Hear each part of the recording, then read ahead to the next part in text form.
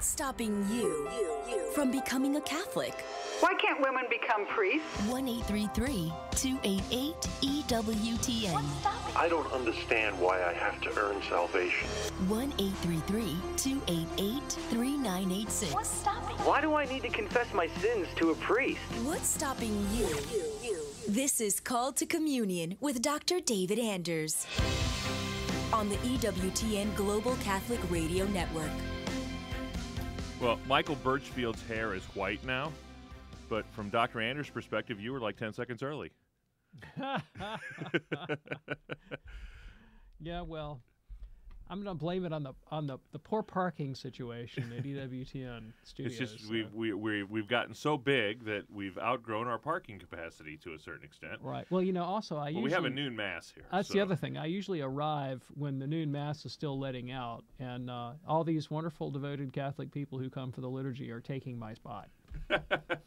Oh, all the problems. But you hear, these are the things you hear about, when the people who take ownership of a pew in their respective parish, and if someone should happen to beat them to their pew, it's, hell hath no fury, as they say. So we kind of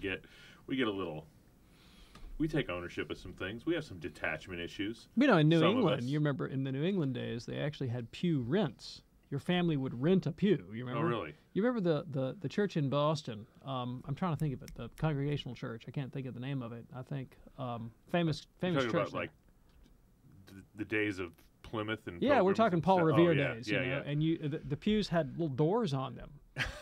I mean, they really did. The little boxes, almost like box seats, and where you sat in the church reflected your social standing, and you paid your rent for the use of the pew. Well, anyway, this is called the Communion. We don't do that with in the Catholic David Church, Anders, where we ask the question, what's stopping you from becoming a Catholic? Perhaps it's doors on the pew. Who knows what would be keeping someone from taking that final step to becoming Catholic. All those New England Congregationalists are not Catholics because they're like, where are the pew rents? Yeah, there you go. If you'd like to be on the program today, the number's 833-288-EWTN. That's 833-288-3986. If you're outside the United States and Canada, we'd love to hear from you. Your number is 1-205-271-2985, and we'll put you straight to the front of the line at 1-205-271-2985. You can always send us an email, ctc@ewtn.com, or you can text your question to Dr. Anders. Text the letters EWTN to 55000. Wait for a response. Text your first name and your question. Message and data rates may apply. I'm Jack Williams, sitting in for Tom Price. Michael Birchfield producing the program. Your call screeners Ryan Penny and Jeff Burson. Magnificent Person is handling our social media endeavors. So if you see the little text box there, if you'd like to type a question into that, we will perhaps get it to Dr. Anders by the end of the program. And our host, as he is every single day at this time, Dr. David Anders. How are you? You know what? If I were any better, I'd be jealous of myself. That's pretty darn good. It's really darn good. That's what I tell people. I said, I work as the crow flies probably 35 feet from the Blessed Sacrament. How bad could things be for me? So we were talking about pew rents. Uh-huh. We got cranking out. So I couldn't think of the name of the church, but it's celebrated in one of America's most famous poems, Paul Revere's Ride, right? But mostly he watched with eager search the belfry tower of the Old North Church. Oh, there you go. All right. Well, there you have it. At least you'll be able to sleep better tonight. Don't you hate it when you can't think of a name? Not as much as I hate it when you can't think of a name. Ben is watching on Facebook, and he says, I once heard an evangelical Christian say, Catholicism denies the gospel. Is there a difference between what Catholicism defines as the gospel and what non-Catholicism defines it as? Absolutely. Absolutely. In fact, this was a cardinal point for Martin Luther in the Reformation of the 16th century. Luther believed that the gospel, very specifically, the gospel, the message of salvation, is that God counts you as if you were righteous. God considers you to be righteous, though you remain objectively sinful and at enmity with him in your will. And that he does this when you believe yourself to be considered righteous by God on account of Christ, that you are thus considered righteous by God. Now, that's a very convoluted doctrine. I'm going to restate it. This is Luther's position. He believes that this is the gospel. When you believe that Christ satisfied the demands of the law and suffered the penalties of sin on your behalf, and that that has been imputed to you, counted as if it were your own, that faith, the faith that considers yourself righteous because of Christ, and that faith alone, for that faith alone, through that faith alone, no transformation of your moral life required, that you in that moment are justified before God and accepted by Him on account of Christ and not because of anything that you have done or contributed to the life of faith or grace or works or virtue or anything else. That's what Luther thought the gospel was. Catholic Church says that that is an anathema, that position is completely wrong. It is upside down and backwards and radically misstates what Jesus has done for us. The Catholic position is that Christ has in fact died for our sins, that we might have forgiveness, and so that our interior lives, our moral lives, could be renovated and recreated, as it were, after the image of Christ's holy life. And that on the basis of that moral renovation, God does in fact accept us as righteous because He has actually made us righteous. So it is the difference between, up and down, black and white, yes and no. They're diametrically opposite in their understanding about what Jesus has done for us. We're just getting started on EWTN's Call to Communion. Dr. David Anders is in the house. He's taking his coat off, folks. He means business. The number to be on the program is 833-288-EWTN. That's 833-288-3986. If you're outside the United States and Canada, we would love for you to answer the same question. What is stopping you from becoming a Catholic? Your number is 1-205-271-2985, and we'll put you straight to the front of the line at 1-205-271-2985. You can always send us an email, ctc@ewtn.com. That's ctc@ewtn.com. You can also text your question to Dr. Anders. Text the letters EWTN to 55000. Wait for a response. Text your first name and your question, message, and data rates may apply. Call to Communion with Dr. David Anders.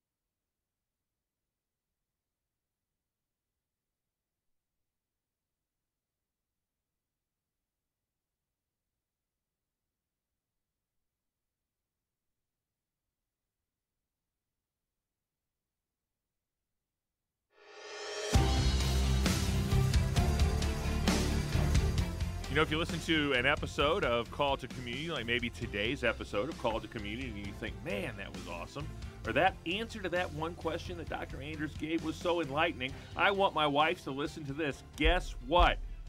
Every day, 11 p.m. Eastern, the show encores, you can listen to it then. You can have your wife listen to it then. You can have your whole neighborhood listen to it then. As a matter of fact, 11 o'clock Eastern time, I want block parties all up and down the East Coast listening to Call to Communion Encore. It could also be because Anders comes out with some complete howler and shows how little he knows. If you want to take a laugh at my expense, you can listen to it too. Trying to help you out, brother. I appreciate it.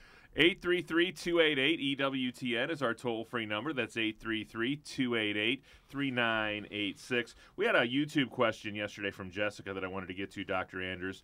She said, I have always been civilly married to the same man. When I don't think she actually means always, but since she's been married, it's always been to the same man by a civil ceremony, and they've never divorced. My husband does not want a Catholic wedding, and now my parish will not offer me communion because I am only civilly married. I'm a catechist and have been in the Legion of Mary for years. Now I'm considering leaving the church. What should I do? Thanks. I really appreciate the question, and I'm sorry for your difficulties. And there is a way out for you, I think, that's very simple and would not require your husband to consent to having the proper canonical form for a Catholic wedding. There is a provision in the Code of Canon Law called radical sanation that where the bishop in your diocese could grant a dispensation from canonical form and declare your marriage to be valid. All right, and I won't go into all the fine details because that's something you can take up with your priest. But in situations like yours, where you have a couple and the Catholic party desires to have canonical form and wants to be in compliance with church law, and the other partner still wants to be married and intends by marriage what we mean by marriage, but doesn't want to consent to follow canonical form, you can actually appeal for the process of radical sanation, and you can have your marriage declared valid by the church. So that's the simple answer, and you need to pursue that avenue. Probably begin with your parish priest, and if he's not used to dealing with the process of radical sanation, you might actually contact the chancery office of your diocese and speak to somebody in the marriage tribunal about that. So that's the simple answer. Now, backing up a little bit, I don't know why you would consider leaving the church, right? And because the fact that the church has requirements about the valid form for marriage makes sense, and it would be wrong of the church not to. Imagine what would happen if the church said, hey, whatever anybody calls marriage, you just do whatever you want to do, and we'll just recognize that. Well, that's impossible. You could not do that, because you go out there in the world, people are calling all kinds of things marriage that have absolutely no connection to the biblical, historical, or natural idea of marriage. I mean, I read a couple of years ago about a fellow that claimed to have married the Eiffel Tower. I mean, do you want the church to recognize everything that the world calls marriage? So if they're going to specify anything, they've got to specify this. And for Catholics, marriage by necessity, by definition, is not simply a civil act. It could be in the case of two non-Catholic people, but for a Catholic, for a baptized person, provided you're married to a baptized person, it is of necessity also a sacrament. And therefore, one enters through marriage into an ecclesial state. It's something. It's an order. It's an office within the life of the church. It's part of the church's fundamental constitution that just like there's a mass, there's a liturgy, there's the rites of baptism, there's marriage. It's an ecclesial state, and it connects you to the ministry of the church. And to be lived generously should be lived in connection to the sacramental life of the church, in close proximity to the Eucharist and confession and the life of prayer. And so the church says, we want to emphasize that when a couple enters into the life of marriage, and at least one of the partners is Catholic, that there's a very close connection between what they're doing and the inner life of the church.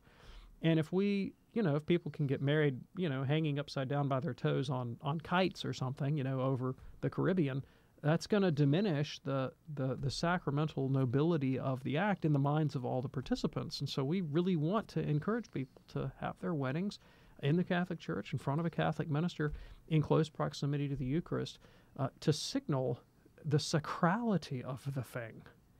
And so it's not an arbitrary demand. It's a very reasonable one. But again, for someone in your situation, there is an easy solution. You know, tomorrow, March 27th, the third anniversary of the passing of Mother Angelica. We've got some special programming for you on EWTN television. Remembering Mother Angelica on the third anniversary of entering eternal life at 8 a.m. Eastern Time. There'll be a memorial mass that you can check out right here from Our Lady of the Angels Chapel. At 9 a.m., a rosary.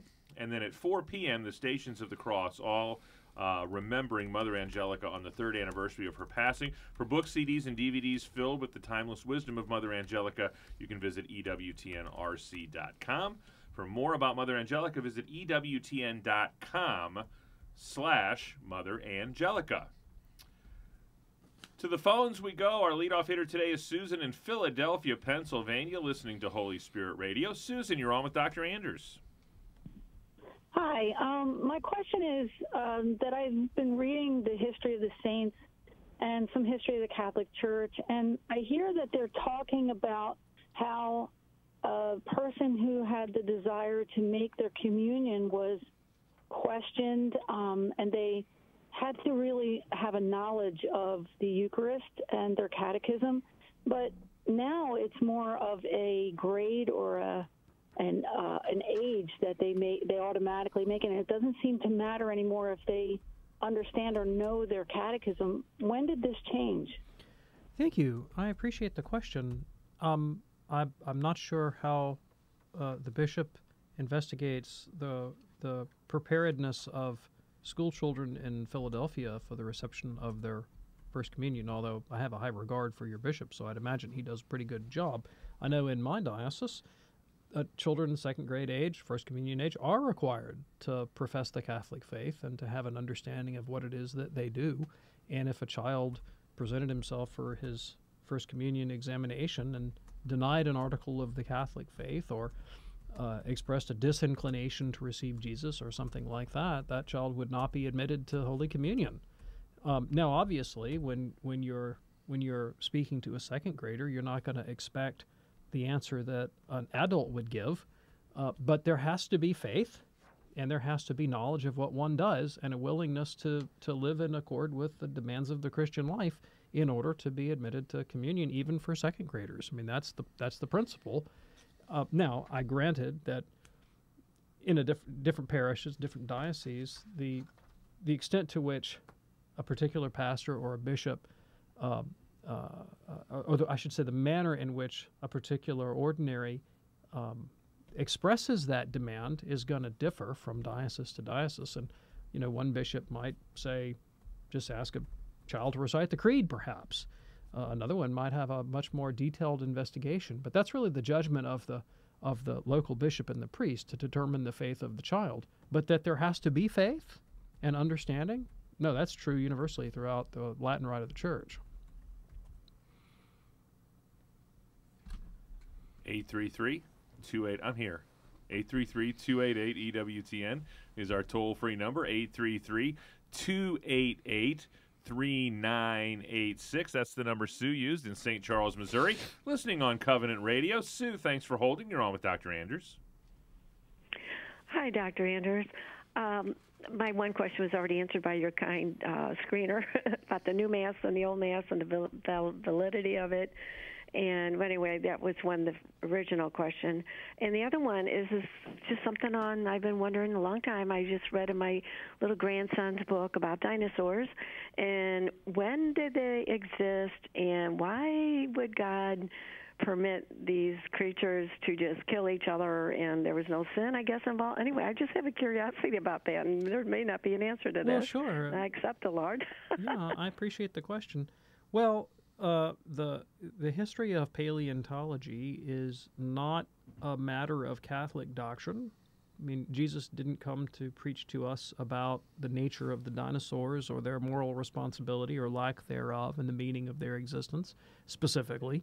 And so it's not the kind of thing that would fall under the Church's magisterial jurisdiction, so to speak. It doesn't fall within the scope of the Church's teaching authority to issue opinions about when dinosaurs did or did not live, but would fall under the scope of the natural sciences and, particularly paleontology. And so, the conclusions that I would draw about the existence of dinosaurs or any other animal species, I would do so on the basis of the best and most relevant scientific information. Then the job of a theologian is to say, well, how can I reconcile what I learned from the natural sciences with what I know about the Christian faith? And that goes to the historicity of Adam and Eve, the Garden of Eden account, first 11 chapters of the book of Genesis, etc. And most Catholic theologians, I'd say nigh unto all of them, view the first 11 chapters of the book of Genesis as not a strictly historical and scientific account of early cosmology or ancient anthropology or paleontology, but as a theological, as a narrative account with theological significance about the relationship of God to mankind. And in the life of our first parents, we see really a kind of a prototype, if you will, about the nature of moral responsibility, sin, human freedom, the consequences of sin, and a prophecy about our ultimate redemption in Christ, there in Genesis 3, verse 15. And, the extent to which the details of the story are taken seriously as history or not, that varies a bit, from theologian to theologian. And these kinds of variations are allowable within the scope of theological opinion. But I say it's a longstanding practice of the Church going way, way back, even into the 2nd century, to regard these texts as certainly allegorical, and they may be more than allegorical, but they're not less than allegorical. They certainly have a significance that's far exceeds the merely sort of pedantically scientific. But as to the existence of dinosaurs, you can go to your museum and see all the bones that have been dug up, so there they were, and you would rely on the scientists to tell you when they lived. 833-288-EWTN is our toll-free number, 833-288-3986. Next up is John in Bradley Beach, New Jersey, listening on Domestic Church Media. John, you are on with Dr. David Anders. Thank you. Hi, Dr. Anders. Dr. Anders, when I was a kid, we were taught about a concept called limbo. Yes. And my understanding was it's neither heaven nor hell, but where the unbaptized, at least the unbaptized babies went. Is that an actual concept? Thank within you. The church? I appreciate the question.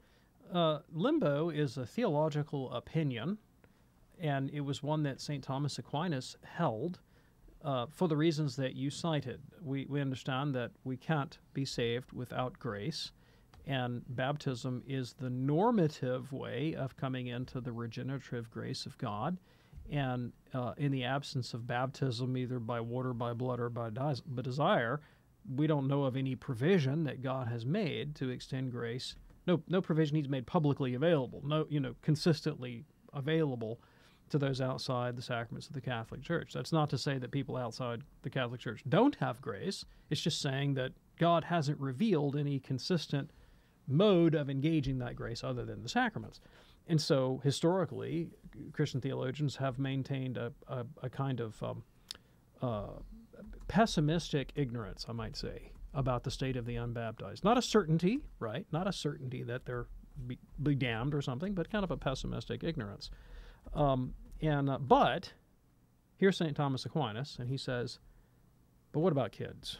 What about babies? What about people who have no possibility of incurring actual personal guilt?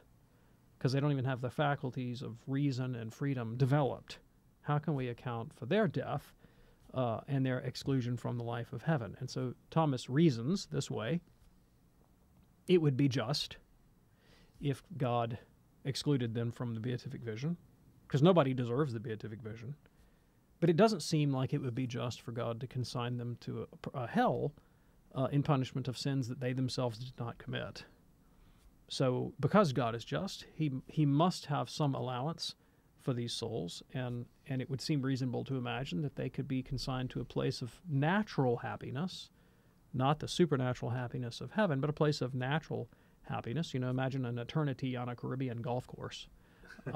If that floats your boat. For me, it'd probably be an eternity in a library, but not like the one in that Twilight Zone episode where the guy breaks his reading glasses at the last minute, And so that seemed like a reasonable opinion. And because of the authority of St. Thomas within Catholic theology, it sort of passed into the catechetical machinery, so to speak, and was sometimes passed off as more than an opinion, as a doctrine of the faith.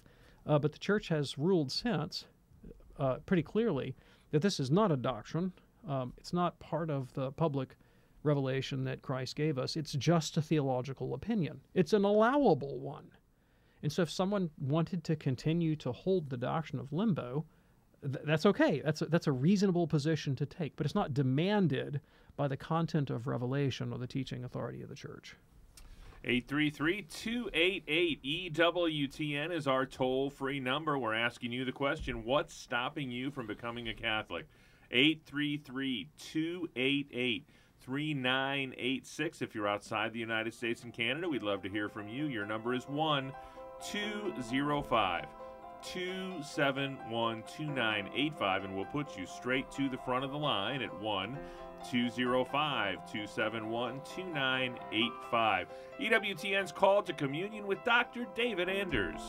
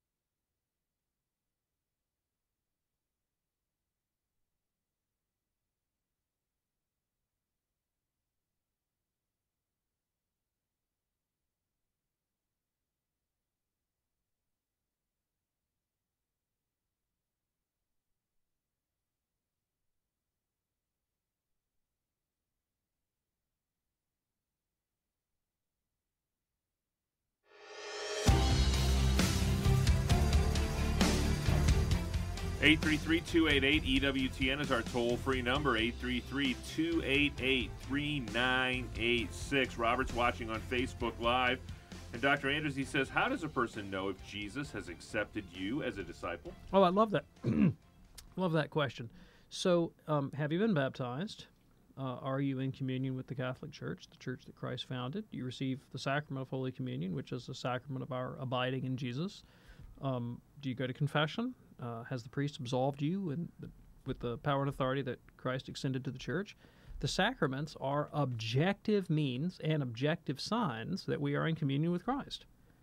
So if you want to know, am I really in communion with Christ? Well, are you in communion with the church that he founded, to whom he gave the promise, whoever hears you hears me? If you eat my flesh and drink my blood, you have life. Are you eating his flesh, drinking his blood? So you have life. There you go. You can't get any clearer than that. Stephen in Maine is also watching on Facebook Live, and he wants to know why Martin Luther gets all the credit for Protestantism. That's an interesting question. I don't know that I agree with the premise. I don't think he gets all the credit for Protestantism. I mean, my own graduate studies were in the history of the Reformation. I wrote my doctoral dissertation on a guy named John Calvin, not Martin Luther. And at the time, before I was Catholic, I thought Luther was okay and Calvin was great. I finished my dissertation and thought they were both kind of washed up, but when I became Catholic. There's some guys bumping around Switzerland that had some things to say about this. I would say in the history of Protestantism, especially in Anglo-American Protestantism, Calvin had vastly more influence on those traditions than Luther did. Unless you live in, like, Minnesota. 833-288-EWTN is our toll-free number, 833-288-3986. Next up is Valerie in Portland, Oregon, listening on Modern Day U Radio. Valerie, you're on with Dr. Anders. Hi, my name's Valerie, and I have a question. Okay. Why can't women be priests? I appreciate the question, Valerie. If you don't mind, I want to explain something. There are two kinds of priests in the Catholic Church. There are two kinds of priests. The kind you're thinking of, we call the ministerial priest, the one that presides over the liturgy, over the Eucharist, over the Mass. There's another kind of priest in the Catholic Church. We call them baptismal priests. Priests that have been made priests in virtue of their baptism. Now, Valerie, if you have been baptized, you are a priest in the Catholic Church. But you didn't know that. But you are. You're a priest. Jack over here is a priest. I'm a priest. Michael Birchfield is a priest. Your mom is a priest in the Catholic Church if she's been baptized. What does a priest do? Not just the priest who says Mass, but any priest. A priest is someone who offers sacrifice to God and who bears witness to Christ with his or her life. And every baptized Catholic is a priest in this sense. You can offer sacrifice to God. When you go to Mass, you can offer the sacrifice of your own life, your thoughts, your feelings, your joys, your sorrows, along with the Eucharist to God. That's an acceptable sacrifice. That's the office, the work of a priest. You're a priest. I'm a priest. Even if you haven't been ordained a priest, you're a priest after your baptism. So take heart and enjoy that baptismal priesthood and make use of it and serve God as a baptismal priest in his church. But you want to know why the priest who says Mass, the priest who hears confessions, that kind of priest, why that's only men. Well, it's similar to the reason that your mom can't be your dad. Your mom can't be your dad. She can be your mom. And your dad can't be your mom. He can only be your dad.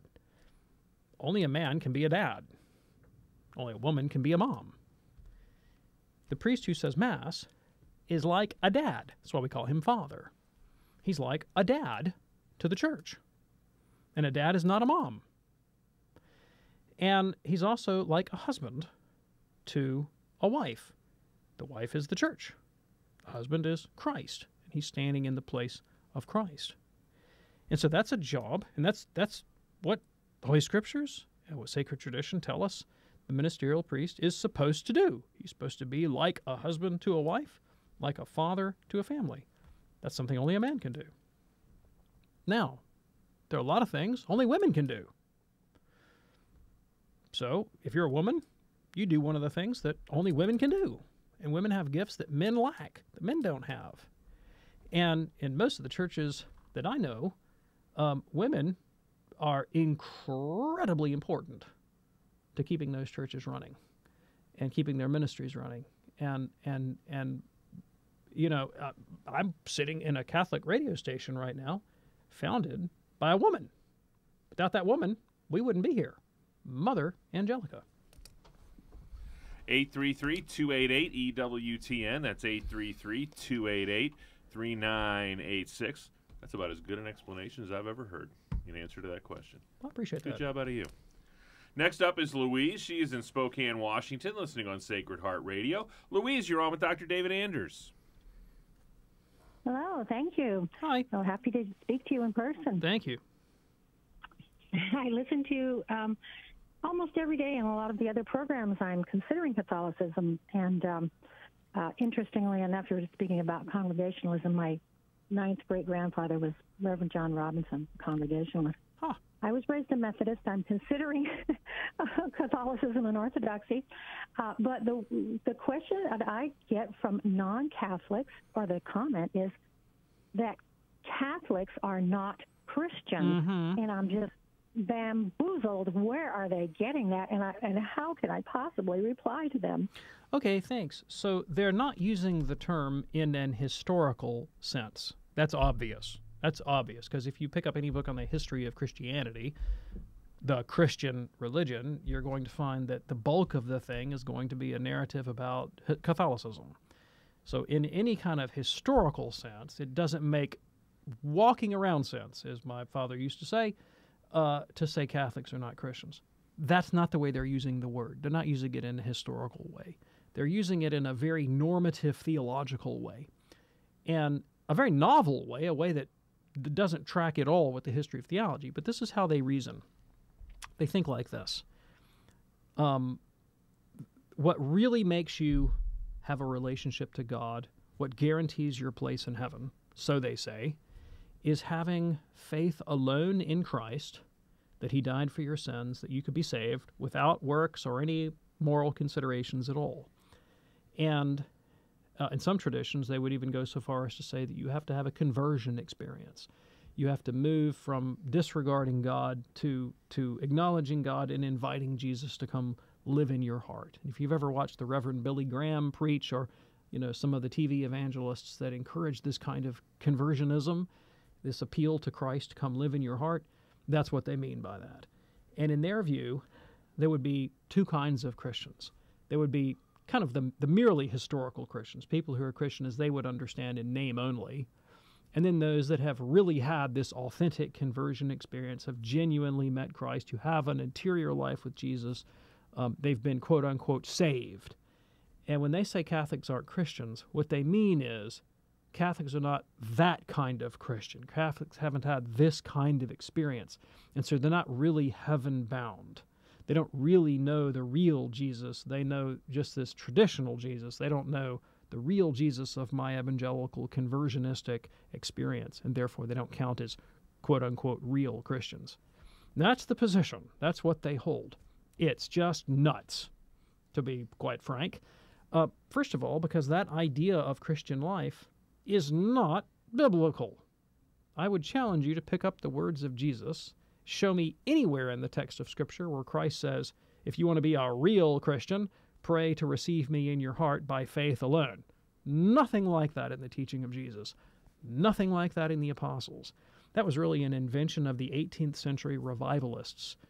You said you were Methodist. John Wesley, George Whitefield, these kinds of guys came up with that message. It wasn't even in Luther and Calvin, to be honest with you. So it's not historical at all. It's not biblical. Jesus didn't say anything like that. If you want to be a Wesleyite, or if you want to be a Whitefieldite, then that's what you would hold. But if you want to be a Christian and follow Christ, you're going to follow the teaching that Jesus taught, which is things like, blessed are the poor in spirit, blessed are those who mourn, blessed are those who hunger and thirst for righteousness, blessed are the meek, blessed are you when people persecute you and say evil things against you because of me, in the same way they treated the prophets. This is the teaching of Christ, not this pray to receive Jesus in your heart business. That's a made-up human doctrine. But that's the explanation for the dilemma. Kathy's watching on Facebook Live, and she says, the reason I stopped going to Mass is because I was not at home when my mom died, because I was at Mass when I knew I should have been at home with her. Wow, Kathy, I'm so sorry. That must have been horrible. That must have just been absolutely horrible. And the church would have excused you from Mass when your mom was mortally ill. And if your thinking is, well, the church asked an unreasonable thing of me. They asked me to be at Mass when I should have been with my mom. Well, I would say no, they didn't. The church did not ask that of you, and you were not required to be at Mass. Or maybe you're thinking like this. Maybe it's not the church you're blaming. Maybe it's yourself, and you're thinking, I was away from my mom because I was at Mass. I was more concerned about Mass than my mom, and I don't want to ever have that happen again. I don't want to be tied up in the liturgical action and then miss some great demand on my life because of that. Well, I understand. But again, I think you misunderstand the demand of the Catholic life. There is a sin in the Catholic life. Well, there's a sin that the Catholic Church recognizes called superstition.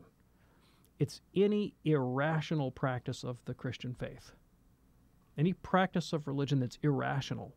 And the Church says even our attendance at the liturgy can be superstitious. Paragraph 2111 of the Catechism says that. And so some conception of the Catholic life that holds the liturgical action itself to be more important than the demands of love or justice or mercy would be a superstitious attachment to the Mass. The purpose of the Mass and the purpose of the sacraments and the purpose of the prayers of the Church is so that we can live the demands of love, justice, and mercy. And if my understanding of the Church puts that above love, justice, and mercy, then I'm practicing the faith superstitiously. Jesus talked about this a lot. He said, remember the Pharisees? It's like, is it lawful for a guy to even pull his donkey out of a hole on the Sabbath?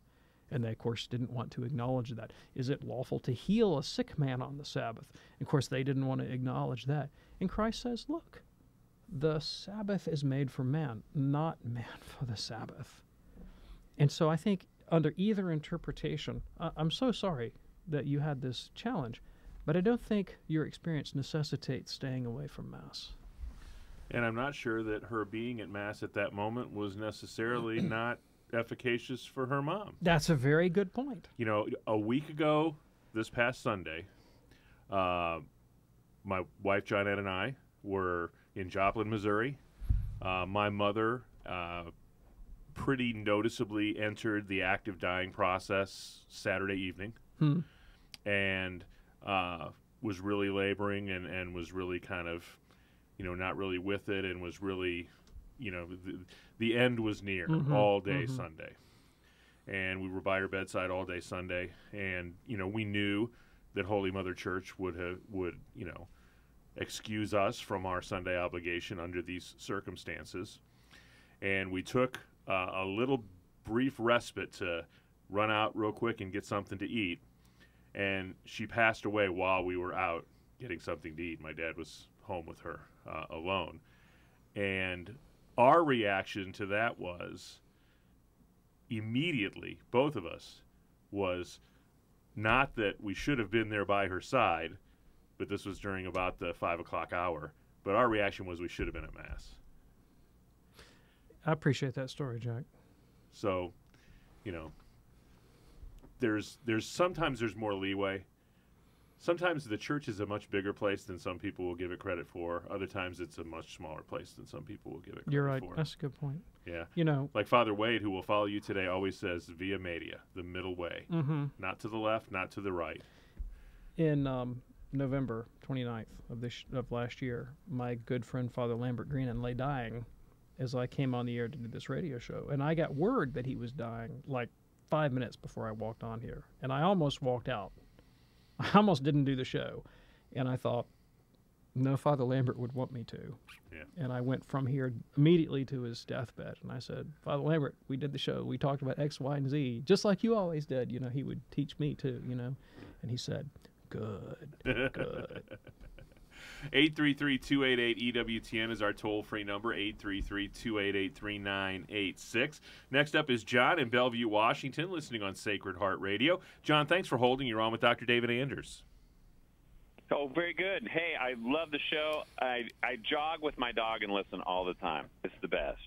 But I had one question, because I've been hearing on EWTN lately that you need the bishop's permission to divorce, and it's a sin if you don't get the bishop's permission. So my question is that objective sin, is it a public sin or a private sin to divorce without bishop's permission? Okay, thanks. Let me talk around this topic a little bit if I could. And I will always throw out the caveat that I am not a canon lawyer nor the son of one, and so all you canon lawyers can write me letters and tell me why I'm wrong, okay? It is in the Code of Canon Law that someone who is in the ecclesial state of marriage cannot pursue a civil divorce without the permission of the local ordinary. That is a canon in the law.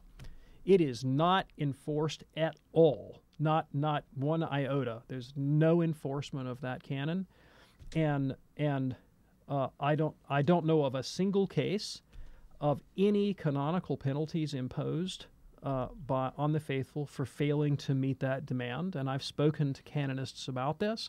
And, the force of a law is not only in its articulation but also in its promulgation and enforcement. And this is just a dead letter in the law.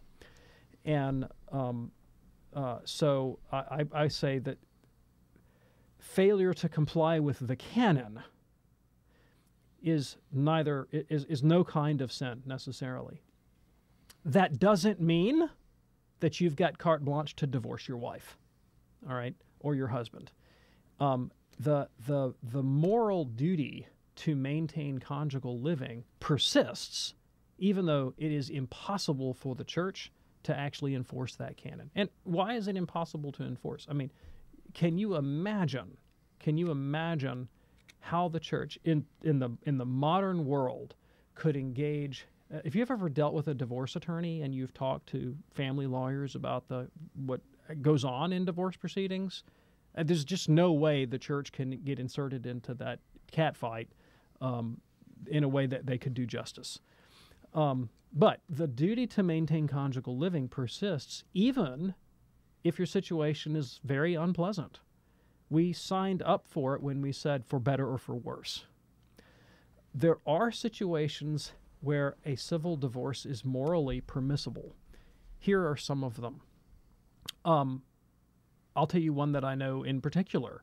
I mean, this is firsthand knowledge of a case where a spouse, happened to be the wife in this instance, had a weapon and is banging on the door trying to murder the husband. Husband actually called my dad and said, so-and-so's at the door trying to murder me. What do I do? And he said, I don't sleep where they're trying to kill me. You need to get the heck out of there and preserve your life, okay? So when the other person is a physical danger, and the only way you can get safety from that is recourse to the civil arm, you can do that. That's justifiable. That doesn't mean you're not married anymore. It doesn't mean you can run off and marry somebody else. But it does mean you can invoke the power of the state for protection against somebody who's a lunatic. Another case would be someone who is manifestly, unrepentantly immoral, and it's intolerable to live, I mean, literally intolerable to live in the sanctity of marriage with someone who is violating that sanctity left and right with impunity. Another one would be a scandal to the family, to the children. So you're trying to raise your kids in the Catholic faith, and your spouse comes home every day vilifying the Catholic faith after they had, married on other terms. Well, that's intolerable. That's intolerable, and they resist any attempts to stop that behavior. So these are some of the situations where you might have to have recourse to a civil divorce. But barring those kinds of situations, mere unpleasantness and even extraordinary difficulty do not justify violating our vows, our promises to be there for the other person through better or for worse. 833-288-EWTN is our toll-free number. We often say that EWTN is everywhere, and if you've got an Amazon Echo or some other smart speaker, EWTN Radio is there as well. Simply say, Alexa, play EWTN Radio, and enjoy all of our great programming via that smart speaker. Check it out today. EWTN Radio really is everywhere. Next up is Anna. She's in Miami, Florida, watching on Facebook Live. Anna, you're on with Dr. Anders. Thank you so much for having me. This is my first time listening to the show, so thank you very much. I was born Catholic, went to Catholic school my whole life. So did my sister, but she has strayed away greatly. She's had a lot of issues in life, health issues, and just a little bit down. I don't want to say down on her luck, but she's had some crosses to carry. So now she has gotten into Wicca and astrology and lives with somebody who practices nothing, basically. So he's very scientifically oriented, if you will. So my question is, how would you encourage a sibling or a family member to come back in a way that's not so radical or so, I don't know, I just don't want to be too heavy on her, and do this as gently as possible and say, hey, it's okay to come back to the church. Well, I think you've put your finger on it, that your relationship, your love and friendship and your care is going to be the most important element in bringing your sister back to the practice of the faith. Now, the life that she's living, the activities that she's engaged in are very dangerous and very irrational. I found it kind of ironic that you said she's living with a very scientifically minded person while she's practicing two of the least scientific forms of religion known to mankind. I mean, magic, witchcraft, and astrology are the lowest forms of superstition, with zero empirical or scientific evidence for their efficacy and a great deal of fraught with spiritual danger. So that's a bit ironic. But it also shows that she's not interested in reasons right now. I mean, someone who takes up these practices is not interested in rational discussion. They're trying to meet a spiritual need and a longing for the transcendent that, for whatever reason, was not met in their early experience of Catholicism.